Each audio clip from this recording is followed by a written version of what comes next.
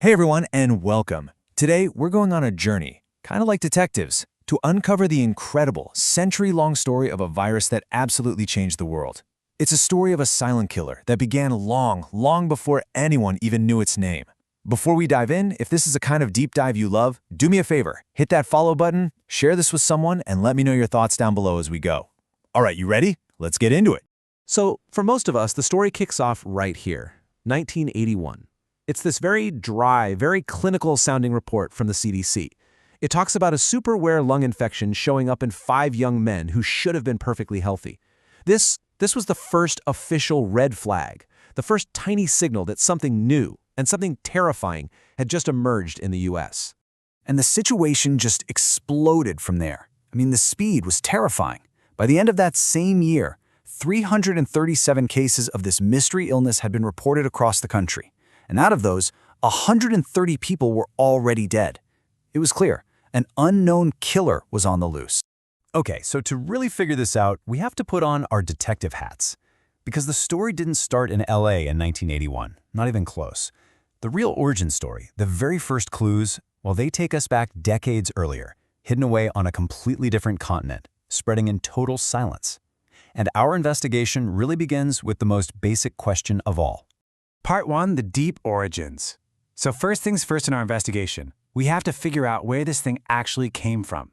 And the answer is in something that happens in nature all the time, a process called a zoonotic leap. So what is a zoonotic leap? It sounds complicated, but it's pretty simple. It's when a germ that's been hanging out in an animal for who knows how long suddenly makes the jump over to a person. It's this tiny, microscopic event that acted as the spark for what would become a global firestorm.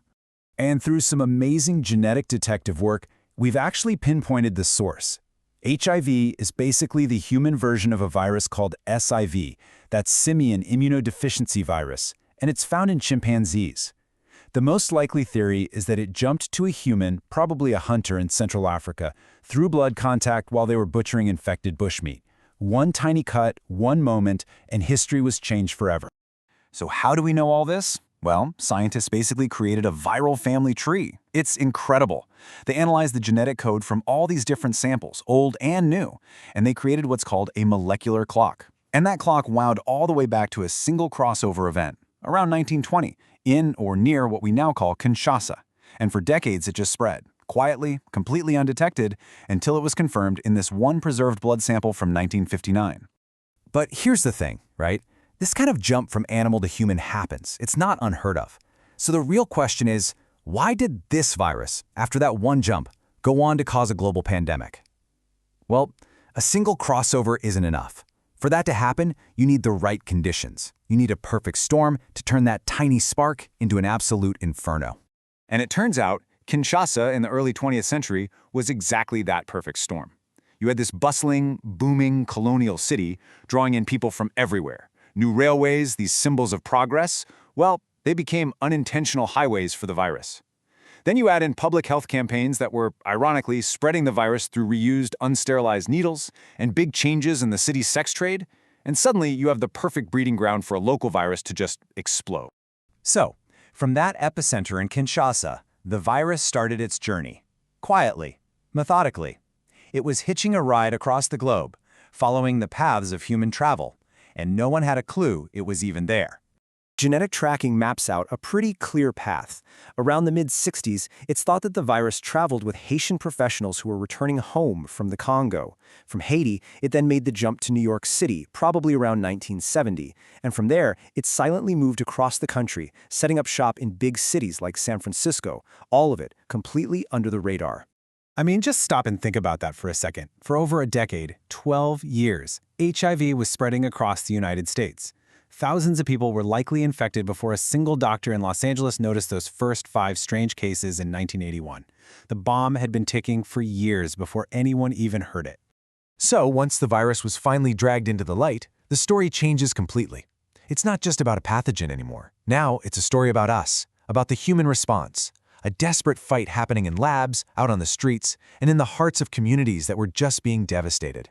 And the scientific race against time was just astounding. Within 2 years of that first report, the virus was identified. By 85, we had a test to make the blood supply safe. By 87, the first real treatment, AZT, was approved. But the real game changer was 1995. The approval of protease inhibitors led to these drug cocktails that could finally suppress the virus long term. It was a massive turning point. But for the people who were sick and dying, scientific progress felt agonizingly slow. This quote from the activist Larry Kramer, it just perfectly captures the absolute rage and desperation of the moment. He and so many others started groups like ACT UP, and they used protests and direct action to literally force the government and drug companies to take the crisis seriously. You see, this whole battle was being fought on two different fronts. On one side, you had this crushing stigma, just fueled by fear and total misinformation. But on the other side, you had these powerful moments of compassion starting to break through. I mean, when Princess Diana shook the hand of an AIDS patient without gloves, that picture went around the world. It sent a message that was loud and clear. People with HIV deserve care and love, not fear and isolation. So, after a century of this virus evolving and 40 years of us fighting back, where are we now? Let's take a look at the state of the pandemic today. This number is just staggering. After that single, solitary jump from one chimpanzee 100 years ago, today, an estimated 38 million people are living with HIV worldwide. It might not be in the headlines every day anymore, but this pandemic is far, far from over. And this chart really puts the whole scale of it into perspective. The devastation is just immense.